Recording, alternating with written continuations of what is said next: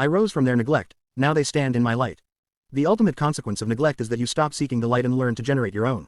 I'm Julian, 34, and for decades, I was simply the dark shadow in my family's blinding spotlight. My family wasn't defined by money, although they had plenty, they were defined by image and public service. My father, Elias, 60, was a renowned figure in politics and international philanthropy, a man whose every speech was reported, every move scrutinized, and whose life was a continuous, high-profile performance. My mother, Clara, 58, managed the family's social standing and charity foundation, ensuring their name was synonymous with grace and giving. My older sister, Astrid, 36, was the golden child, following the path perfectly into environmental law, always perfectly articulated and publicly engaged. I was the quiet variable. My passion was in the abstract, the silent, terrifying beauty of computational astrophysics, using advanced data models to map the invisible architecture of the universe. I spent my teenage years teaching myself code, staring at screens filled with complex, beautiful algorithms, while they hosted galas and shook hands. My work was deeply complex and utterly intangible. To them, I was just the son who stayed in his room.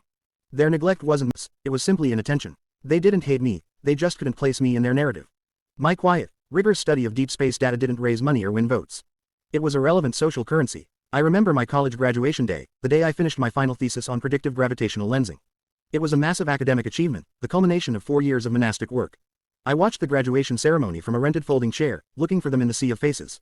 They didn't show. Astrid was receiving an award for pro bono work across town, and Elias was giving a major speech on infrastructure spending. They sent a brief, apologetic text. So sorry, darling. Crucial public commitment. We're so proud. Love, Mom and Dad. The deep, heavy silence of that moment was more painful than any argument. I realized then that their lives operated on a fixed schedule of public visibility, and anything that didn't fit that schedule, even their own son's greatest achievement, was disposable. My worth was calculated by how much I contributed to the family image, and my abstract, invisible work was worth zero. The lesson was stark. Self-worth is not derived from external approval, it must be generated internally. I packed my boxes, not sad, but cold with resolve. I would never ask them to pay attention again. I moved across the country, funding my initial development entirely through remote freelance data analysis.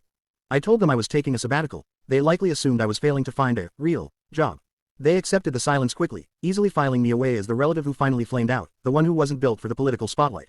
If your own family consistently prioritized their public image over your most important personal milestones, would you ever consider returning home to celebrate your eventual success with them?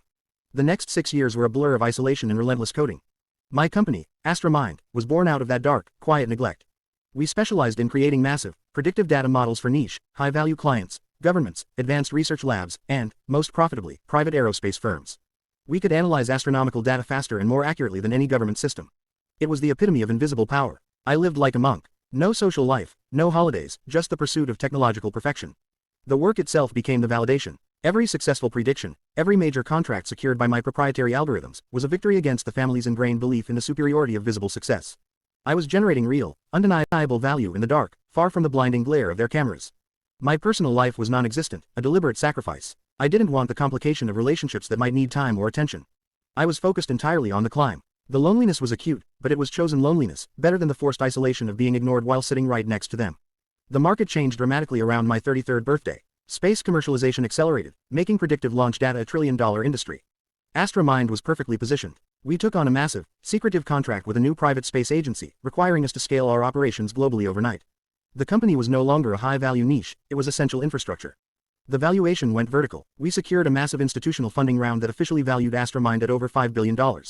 The time for quiet work was over. The company was now too big, too critical, to remain anonymous. The moment of the grand reveal came when I was named Fortune's Technology Innovator of the Year. The profile wasn't just on the company, it was intensely focused on the founder, the quiet genius who built an empire from the shadows. The headline, impossible to ignore, read, Julian Hayes, the billion-dollar architect of the cosmos. I let the news cycle run for 2 full days before I responded to any messages. I wanted them to digest the magnitude, to confront the reality of the success they had declared impossible. The messages from Elias and Clara were immediate and jarring. They had instantly shifted from polite inattention to feverish, possessive pride. Clara's text was breathless. Julian, darling, your father and I are just so overcome. We always told people you were doing something highly intellectual and private. We've already started arranging interviews for you with our favorite society columnists. They need the personal touch of the Hayes family story. She wasn't celebrating my achievement. She was attempting to colonize it, to retroactively insert my story into their public narrative for their social benefit. Elias's approach was more strategic. He didn't offer praise, he offered immediate collaboration. Julian, this is your father. This is fantastic leverage for the foundation. We are working on a massive grant proposal to fund global literacy, and your name, your new profile, would make us unstoppable. We need you to speak at the gala next month. It will be the perfect way to integrate your success with the family legacy. The truth was sickeningly clear. They didn't care about AstraMind's innovation, they only cared about the light, the immense, undeniable, positive attention that now shone on me. They desperately needed that light to bolster their own, aging public image. I politely declined all immediate offers for public appearances and family collaborations. I told them I was too busy closing critical international deals. My refusal was the first real act of power I had ever exercised against their assumed authority. The next phase of their approach was subtle emotional manipulation. Astrid called, her voice strained. She talked about the pressures of being a Hayes, and how we all rely on each other to maintain the integrity of the name. She wasn't seeking connection, she was enforcing the old rules of family duty, now reversed. The reason for their feverish desperation became clear a month later. The family foundation, managed largely by Clara with financial oversight from Elias's political associates, was facing a crippling public relations disaster. A whistleblower released documents suggesting that the foundation had significantly inflated its charitable impact and that a large portion of the donations were redirected into opaque administrative fees and political lobbying, a textbook scandal for a man built on public trust. The media was brutal. Elias and Clara were suddenly on the defensive, their reputations crumbling daily. The irony was devastating. Their success was built on visibility, and now that same visibility was destroying them. The calls stopped being about collaboration and started being about survival. Clara was distraught. Julian, the press is circling. The legacy, your father's life work, it's all being questioned. You are the only clean name. You have to come home. You have to speak out. You have to lend your AstraMind credibility to the foundation's board. You are the only light left that isn't tainted. Elias's voice was broken, stripped of its former political cadence. Son, I need your legal team to examine these documents. I need your financial people to audit the foundation immediately. I need the unquestionable integrity of your company to shine a light on this darkness. We need you to stand between us and ruin. The weight of their entire, sprawling, public life was suddenly transferred onto my shoulders, the shoulders of the son they had consistently ignored. They were not just asking for help. They were asking for me to put my painstakingly earned, private light on them, the people who had stood in the sun while I worked in the shadows. What would you do? Use your immense resources to save the people who actively neglected you, thereby rescuing the legacy that was built on excluding you, or stand back and allow them to face the consequences of their superficial, public life. The lesson of my childhood, that their approval was conditional on their needs, was now manifesting on a colossal scale. If I helped them, I would confirm that neglect has no consequence. If I let them fall, I risked becoming as cold and transactional as they always were.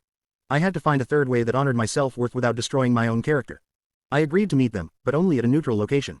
I chose the penthouse suite of a remote, anonymous hotel, a space deliberately devoid of any Hayes history or public trappings. When Elias, Clara, and Astrid arrived, they looked aged and diminished. The spotlight was gone, and they seemed smaller, vulnerable. I didn't waste time on pleasantries. I laid out the terms of my involvement on a sheet of paper.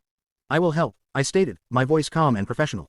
My legal and financial teams will audit the foundation, and AstraMind's reputation will stabilize your situation.